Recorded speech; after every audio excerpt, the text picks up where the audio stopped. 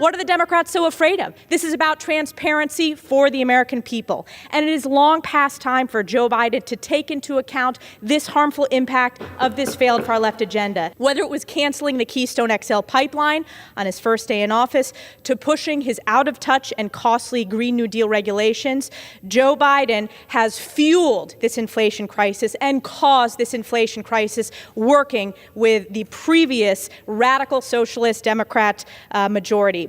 While Republicans have labeled virtually any federal spending during the pandemic as inflationary, while railing against the child tax credit that helped babies continue to be fed and diapers on their bottoms, that help families stitch things together, while they've railed against the eviction moratoriums and the Paycheck Protection Act, Moody's Analytics found that the American Rescue Plan prevented this country from slipping into a double-digit recession. Republicans have controlled this body for almost 2 months and have not passed a single bill that would actually address inflation or cut costs from working families. But you know what Democrats did?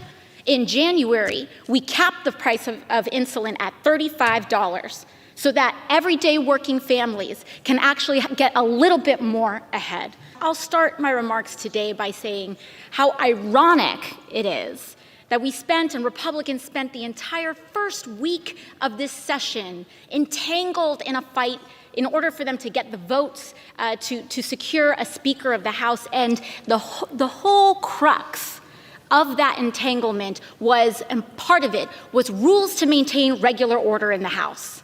Rules to maintain regular order. Because just as we go back to Schoolhouse Rock, you introduce a bill, it's supposed to go to committee, you get a markup on that committee, a hearing in that committee, a vote in that committee, and if that bill can survive a committee vote, it comes right here to the floor of this House. And we spent a whole week tied up in the beginning of this term trying to reassert that order. And then, today, one of the first acts that we have from this oversight committee is to subvert that, because perhaps they knew that this would not survive their own committee. And so it goes straight to the floor for a vote, subverting all of those arguments that Republicans were making about restoring order to this House. But let's get into the substance of this bill.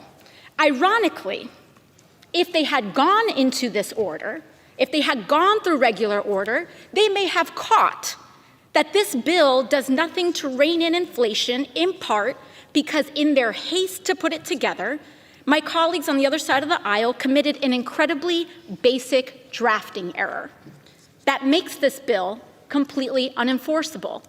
Even if we agreed on their ends, the haste and the rush to put this together and skip committee has created a drafting error that doesn't even make this bill enforceable. But even putting that error aside, my colleagues and I seem to have wildly different definitions of what actually is considered inflationary. Because of the American Rescue Plan and the actual Inflation Reduction Act that Democrats passed last year, our country's inflation rate is now lower than in the UK, Canada, and 20 other European Union member states. Yet Republicans have introduced legislation to repeal the Inflation Reduction Act, which would immediately raise the price of insulin along with other critical prescription drugs. Tell me how that is fighting inflation when they're proposing to raise the costs of prescriptions. Not only did Republicans vote to raise prices on prescription drugs, but they also voted against measures to drive down the price of gasoline last year.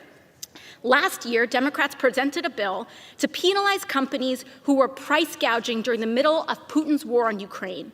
My colleagues on the other side of the aisle voted against that too. So which one is it? Republicans have controlled this body for almost 2 months and have not passed a single bill that would actually address inflation or cut costs from working families. But you know what Democrats did? In January, we capped the price of insulin at $35 so that everyday working families can actually get a little bit more ahead. And we have a lot more to go. But we don't even see a carefulness on the far side of the aisle to even draft the language in this bill properly. It's not even ready for a vote. So why should we? And for that reason, I urge my colleagues to vote no on the so-called Rein-In Inflation Act. And with that, I yield to the distinguished gentlewoman of St. Louis, Cori Bush.